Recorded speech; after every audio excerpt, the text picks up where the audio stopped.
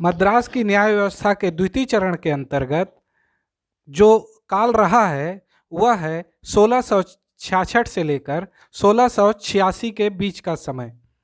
जैसा कि हम उल्लेख कर चुके हैं कि 1661 में जो राजलेख पारित किया गया उसके अंतर्गत गवर्नर इन काउंसिल को सारे अधिकार दे दिए गए, किंतु मद्रास में गवर्नर इन काउंसिल नहीं बल्कि एजेंट इन काउंसिल संचालित होती थी, क्योंकि यहाँ का मुखिया एजेंट के रूप में कार्य करता था।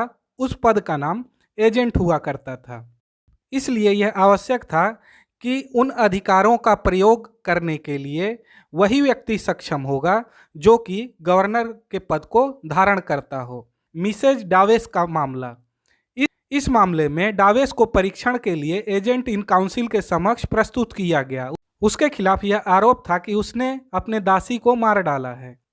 एजेंट ने मामले को कंपनी के अधिकारियों के पास सलाह व अधिकार प्राप्ति के लिए भेज दिया, क्योंकि एजेंट के पास मृत्यु संबंधी गंभीर मामले में अधिकारिता प्राप्त नहीं थी। कंपनी की संचालन समिति ने ऐसे मामलों के लिए नीति विषयक निर्णय लिया और सन 1661 का राजपत्र मद्रास में भी लागू कर दिया। मद्रास के एजेंट का स्तर उठाकर उसे 1666 ईस्वी में गवर्नर बना दिया गया, क्योंकि सन 1661 ईस्वी के राजपत्र के न्यायिक अधिकार गवर्नर एंड काउंसिल में ही निहित रखा था। मद्रास की एजेंसी का स्तर प्रेसिडेंसी में परिवर्तित कर दिया गया। जब गवर्नर एंड काउंसिल को उक्त अधिकार प्राप्त हो गया, उसके बाद मिसेज डेविस का मामला गवर्नर एंड काउंसिल द्वारा जूरी के समक्ष विचार विमर्श के लिए पेश किया गया और जूरी के फोरमैन ने निष्कर्ष प्रस्तुत किया, जिसके अनुसार मिसेज डावेस को दोषी करार दिया गया, परंतु उस प्रकार की कोटि में नहीं रखा जो मृत्यु दंड के लिए आवश्यक होता है। जूरी ने न्यायालय से निर्देश मांगा। गवर्नर एंड काउंसिल ने जूरी को निर्देश भेजा कि वे तथ्यों के आधार पर निष्कर्ष भेजें कि अभियुक्त दोषी है या नहीं, जिसके साथ किसी अपवाद या विशेषता की उपस्थिति अनावश्यक बताई गई। जूरी ने मिसेज डावेस को निर्दोष घोषित किया और उसे दोषमुक्त करार कर दिया गया।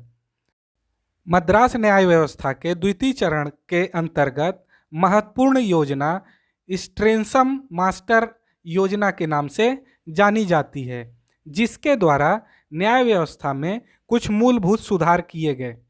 इसके अंतर्गत दो महत्वपूर्ण कार्य किए गए।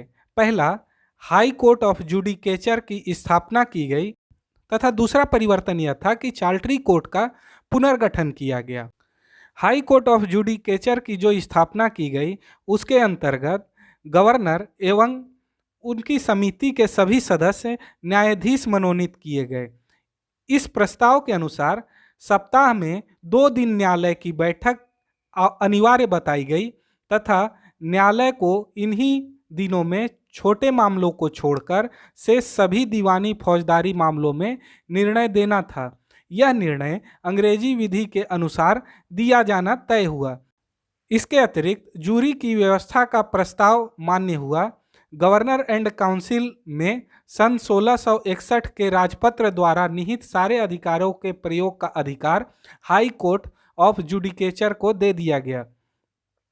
चार्टरी कोर्ट के निर्णयों की अपील भी हाई कोर्ट ऑफ जुडिकेचर सुनता था।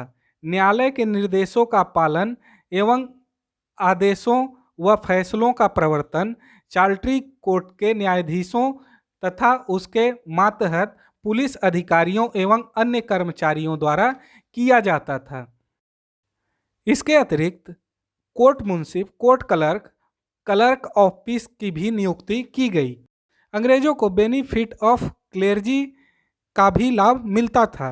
बेनिफिट ऑफ क्लेर्जी चर्च विधि की अनुपम देन थी, जिसके अनुसार उसी परिस्थिति एवं उसी अपराध के लिए साक्षर और निरक्षर की सजाओं में भेद रखा जाता था। साक्षर को हाथ में गर्म लोहे से दाग कर छोड़ा जा सकता था, जबकि निरक्षर को मृत्यु दंड की नौबत आती थी। ऐसी छूट के लिए अभियुक्त दोबारा मांग नहीं कर सकता था। इस बेनिफिट ऑफ क्लेर्जी का उन्मूलन सन 1827 ईस्वी में किया गया। इसके बाद हम देखते हैं चार्टरी कोर्ट की व्यवस्था। चार्टरी कोर्ट के अंतर्गत न्यायाधीशों की संख्या 2 से बढ़ाकर 3 कर दी गई तथा उसकी मदद के लिए चार्टरी अदालत में 3 कर्मचारी नियुक्त किए गए। चार्टरी कोर्ट की बैठक सप्ताह में 2 बार करने का निर्णय लिया गया।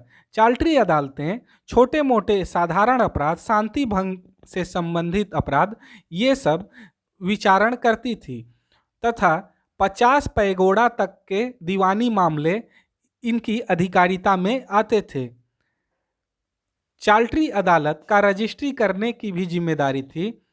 घर, दास एवं अन्य संपत्तियों की रजिस्ट्री इस अदालत में की जानी अनिवार्य थी। इससे हमें यह जानकारी मिलती है कि दास का भी उस समय रजिस्ट्रेशन अथवा पंजीयन होता था।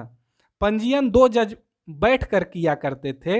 रजिस्ट्री के पूर्व विक्रेता को अपना स्वामित्व प्रमाणित करना पड़ता था। इस तरह हम देखते हैं कि द्वितीय चरण की न्याय व्यवस्था के अंतर्गत जो मुख्य स्ट्रेंसम मास्टर योजना है, उसके अंतर्गत 2 महत्वपूर्ण कार्य किए गए। पहला, हाई कोर्ट ऑफ जुडिकेचर की स्थापना की गई। दूसरा, चार्टरी कोर्ट का पुनर्गठन किया गया। इसके बाद हम न्याय व्यवस्था का तृतीय चरण, जो कि 1686 से लेकर 1726 के बीच आता है, उसका अध्ययन करते हैं।